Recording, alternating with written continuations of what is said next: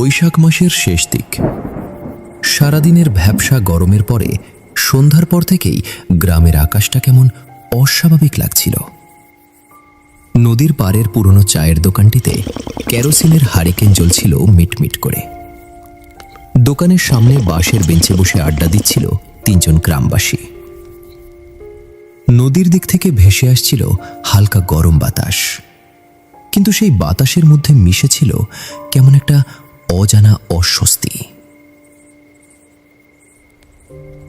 কয়েকদিনের তুলনায় আজ বেশ গরম পড়ছে, মনে হয় কাল বৈশাখী আসবে। আমারও তাই মনে হচ্ছে। দেখো না, পরিবেশটা কেমন শান্ত। নদীতে নেই কোনো ঢেউ, আর না আছে কোনো বাতাস। মানে এটাই তো ঝড়ের পূর্ব লক্ষণ। কি কন কাকা? একদম ঠিক কথা কইছো বাবা। সেই ছোটকাল থেকে দেখছি দুনিয়া চুপচাপ মানে ভয়ঙ্কর কিছু ঘটার পূর্বাভাস।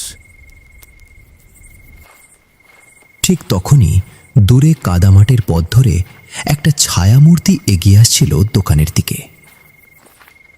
লোকটার